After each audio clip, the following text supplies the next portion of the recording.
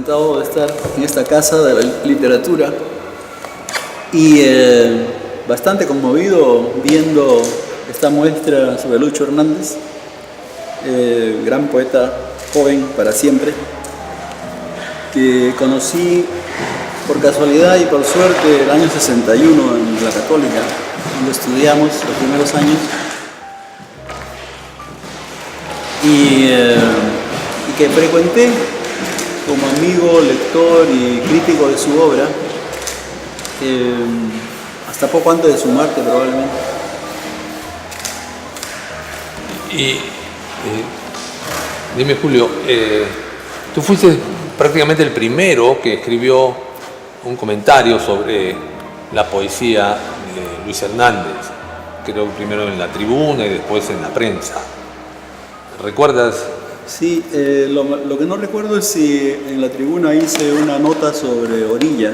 Probablemente sí, porque ¿de qué año es Orilla? Del 61. Entonces sí, debo haber escrito sobre eso. Y pues sí, la verdad es que la poesía de Lucho Hernández para nosotros era parte de la lengua de la época, ¿no? Era una entonación que era nueva en la dicción poética peruana de ese momento, que era más bien social, política, comprometida. Y esta voz de Lucho era más bien intimista, vinculada a la poesía del 27 español, que era su favorita. Y además era una poesía de imágenes, pero al mismo tiempo biográfica, autobiográfica, ¿no? En claves, celebratoria. Y viendo esta muestra pienso que quizás él fue el poeta de nuestra generación, de los 60, que mejor expresó la condición de lo precario. Que en eso estoy trabajando y estoy obseso con el tema, y cada vez que veo algo que se relaciona no dejo de mencionarlo, pero en realidad la belleza por sí misma es precaria, filosóficamente la existencia es precaria, y el lenguaje es más duradero que el tiempo, digamos, ¿no? Y entonces el lenguaje de Lucho Hernández es un lenguaje del instante, de la contemplación y gozo de las cosas, un lenguaje inmediato que tiene una oralidad interna, es como un monólogo, delicadamente celebratorio, sin énfasis, pero con gozo. Y creo que ese diseño que él hace de su mundo, que era el nuestro, y que hereda de Buren la mirada, diríamos, transparente de una edad sin edad, que sería la infancia, o la adolescencia, o la pubertad, revela, refleja algo que siempre la literatura ha tratado de expresar y comunicar, que es la fugacidad de la vida, la precariedad de todo, la transitoriedad, y que quizás mucho había leído sobre eso en un famoso texto de Freud, porque él era muy lector de Freud, que se llama On Transience, sobre lo transitorio. Y dice Freud en ese ensayo que se encuentra con unos jóvenes poetas que se quejan de que la vida sea tan breve y que el tiempo que ya sabemos es fugaz, es experto en huir, sea tan poco duradero, digamos, ¿no? Tan frágil. Y Freud les dice a estos poetas, en vísperas de la Primera Guerra Mundial, hay una especie de melancolía general, y Freud le dice a estos poetas, pero eso precisamente hace bella la existencia, el hecho de que sea fugaz. Y la literatura es la lengua de la belleza fugaz, ¿no? Yo creo que, no sé si Lucho habrá leído ese texto, pero es posible que sí, porque es un texto muy famoso, muy breve, obviamente siendo sobre la brevedad de la vida, tiene 3 páginas. Sí.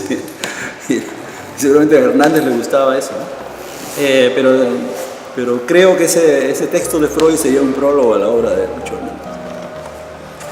¿Crees que hay una relación entre la poesía caligráfica, policromática de Hernández con el mundo hippie No, de los 60? En realidad no estoy seguro, porque el mundo hippie era más bien como antihigiénico para nosotros. Sí, era un mundo que celebraba, diríamos, la mala educación. Pero Lucho era muy formal, ¿no? Era muy prolijo en su vestir, en su lenguaje, en sus relaciones. Y probablemente hubiera considerado una violencia la conducta hippie. Hay un episodio en la vida juvenil de ustedes que nos remite a la fundación de la revista Cien Pies. Sí. ¿Podrías contar un poco ello? Sí, bueno, no sé si fue el 64 ya o 63 por allí. Parece que todo ocurrió en los 60 para nuestra generación. Bueno, por la muerte de Heródoto también, que fue el despertar de la generación. Para nosotros la necesidad de hacer una revista era pues universal, todo el mundo quería hacer una revista, ¿no? Entonces hicimos una muy pequeña, muy modesta, muy precaria, se llamaba Cien Pies, no sé por qué, que era hecha mimeógrafo. Y ahí publicó Luis Hernández, acabado de llegar de Alemania, la primera traducción al español de la Oda Nocturna de Paul Celan, que es una especie de canto, es uno de los pocos poemas de Celan que es celebratorio de una mujer y de su calidad de emblema, diríamos, del lenguaje, la poesía, etc. Un poema bastante alegórico y fluido, y que yo no he visto una mejor traducción que la de Lucho, aunque no la tengo, la he perdido, pero debe estar por ahí. ¿Cómo ubicarías a Lucho en el contexto de la poesía de los años 60? Bueno, él digamos que tenía una música propia, ¿no? Casi todos buscaban un lenguaje propio y algunos lo consiguieron, como obviamente Toño Cisneros, Javier Heró. Tú ves una línea de Cisneros o de Heró e inmediatamente sabes que son de ellos. Lo mismo pasa con Hernández. Logra ser distintivo y único y personal en el control del lenguaje poético, siendo el que de todos los poetas el más coloquial, el más íntimo en el coloquio, ¿no? No coloquial en el sentido oral del lenguaje, sino en el sentido de una poesía que se dice en el tiempo, en la duración, y que presupone el interlocutor, ¿no? O sea que es una poesía en diálogo, o que busca ser una poesía en diálogo. ¿Te animarías a esbozar alguna hipótesis del tránsito del mundo édito de Hernández a su producción caligráfica, manual, policromática? Bueno, al ver este despliegue extraordinario de sus cuadernos, que he visto algunos antes, se ve que él tenía una relación manual con la escritura, ¿no? Eso es evidente. Y hay muchos poetas que han tenido esa necesidad de que el lenguaje salga de las manos, ¿no? Sea parte del trabajo manual.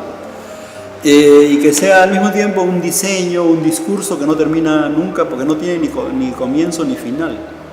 El lenguaje escrito a mano, ¿no? Es una pura duración. Y por lo mismo es una celebración del instante, de la memoria como instante, del presente como instante. Y es una radiografía además anímica de la necesidad de asideros y de certidumbre que tiene el poeta joven como representante de su tribu, digamos, en comienzo de los 60. ¿Qué faceta juvenil podrías evocar de Hernández? Bueno, una vez en mi casa, en una reunión de poetas, aparece Lucho, tarde, exaltado y en otro mundo, y está Carlos Germán Belli. Entonces Lucho le dedica una excesiva atención a Carlos Germán, que es un hombre muy formal y muy tímido, y entonces empezó a ocurrir una cosa muy chaplinesca, que era que Belli estaba en retirada y Lucho en avanzada, con su admiración por el poeta, y el poeta no sabía cómo procesar esa admiración excesiva. Y fue muy, muy divertido, hasta que finalmente Lucho se dio cuenta que el diálogo era imposible y hizo una cosa absolutamente teatral e infantil, que no van separadas a veces, ¿no? Que es que se puso rígido y cayó de espaldas hacia atrás de un solo golpe que estremeció todo y alarmó a toda la gente, porque era un golpe muy fuerte, ¿no? Pero claro, concentró toda la atención en él y después no se fue, se despidió y se fue, y yo desde la ventana de mi piso lo veo que se va por la calle haciendo footing. Deportivamente. Eso era Lucho, muy teatral, ¿no? Y como alumno universitario, ¿puedes contarnos algo? Bueno, le gustaban los cursos más literarios, aquellos dedicados al lenguaje. No creo que tuviera mucha paciencia con la historia literaria, que está llena de obligaciones, ¿no? Bueno, era fanático de Guren, eso es lo que recuerdo, Westphalen, pero tenía Alberti, le gustaba, tenía varias preferencias. Nunca habló de Vallejo, no sé, no lo veo muy vallejiano, ¿eh? Sí. Seguro que Belli le gustaba porque usaba formas clásicas menores, ¿no? Sí. Y luego pues tenía esa facilidad de las lenguas, ¿no? Leía inglés, francés, alemán, cosa que nadie tenía, era una cosa extraordinaria. Era melómano, ¿verdad? ¿Verdad? También, sí. Aunque la parte de melómano que yo le conozco mejor es el Mambo y Pérez Prado. Porque ¿Sí? decía que las frases de Pérez Prado, no recuerdo la frase como viva la machuca, carambambé, cosas así, que hacía como exclamación Pérez Prado, ¿no? Ajú y esas cosas. Esas onomatopeyas. Sí, ¿no? exacto. Y Lucho las imitaba muy bien. Y le decía que esa era la esencia de la poesía. El sonido en las palabras. ¿Cómo ve? ¿Te parece? Cierto. Pero tú has logrado presenciarla en aquellos años, me refiero, la relación de Lucho con sus hermanos, con Max, por ejemplo. No, la verdad es que no. Era para mí como dos mundos separados. Max lo conocí después, ya después de la muerte de Lucho. No era amigo yo de Max. Para nosotros era muy mayor Max. ¿Y les llamó la atención que él deviniera como estudiante de medicina en San Marcos? ¿De letras? La verdad que no, porque siempre es lo que quiso ser, ¿no? Por eso se fue a Alemania. ¿Sí? Pero yo lo vi mucho al comienzo y después muy poco. ¿Sí? O sea que la parte ya final de su vida no fui testigo, digamos. Mirko era más amigo de él en esa época. ¿Sí? Bien. Quizás una última pregunta para no abusar de tu tiempo. ¿Alguna vez tuviste cuadernos de él? ¿Te confiaron unos cuadernos? No, ¿De cuadernos manera directa no o vi. indirecta? Hojas sí, traducciones, la traducción de Celan, por ejemplo, y poemas que él pasaba a los amigos, ¿no? Pero no cuadernos nunca vi. ¿No? En esa época, por lo menos de los primeros años de los 60, no sé si habrán cuadernos ya, ¿sí? A partir de los 70. Sí, más tarde, ¿no? Sí, Sí. sí, claro. Es interesante la opción por la escritura gráfica, ¿no?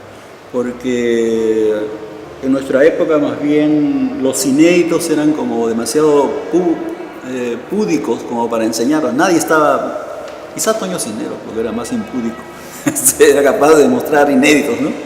Pero Lucho no va con mi imagen. O sea que él seguramente encuentra en los cuadernos y en la escritura un modo de comunicarse diferente, fuera de un nuevo circuito de comunicación, digamos, ¿no? Que era legítimo para él y que era como preformal, o sea, no era la imprenta, no era la copia máquina, sino que era la mecánica misma manual de la escritura, que me parece interesantísima ahí.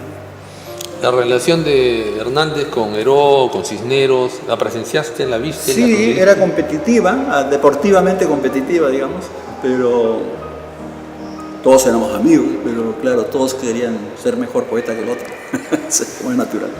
¿Recuerdas cuando apareció Los Nuevos, el año 67? Sí, sí. ¿Cuál fue la recepción que hubo?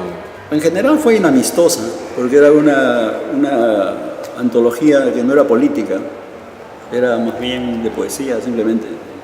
Y el discurso político está dominando cada vez más la plaza pública de la lengua, digamos, en el Perú, ¿no?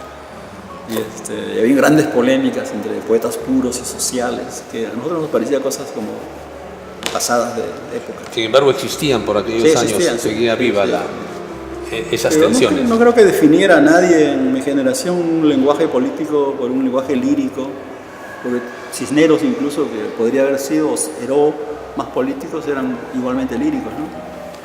Y Cisneros más psicológico, más... Ahora que he escrito mis memorias, he reunido todas las cartas de emails de Antonio Cisneros, y la frase que más se repite de Toño es: Julio, ¿y mis premios? Como si yo fuera responsable de los premios. Es muy buen autorretrato de Toño. No, pero el premio ese que lo evoques, pues.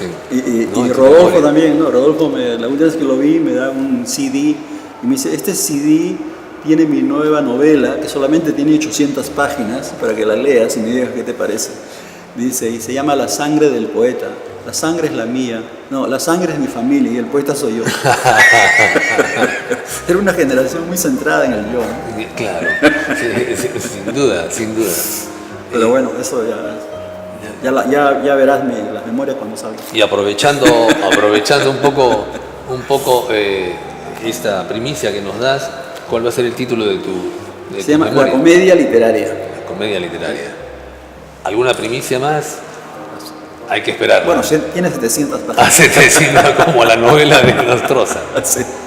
Muchas gracias, agradecemos al doctor Ortega por su tiempo, su colaboración. Gracias. Y por Encantado de estar aquí. la hermosa Y felicidades vocación. a la casa por esta maravillosa muestra.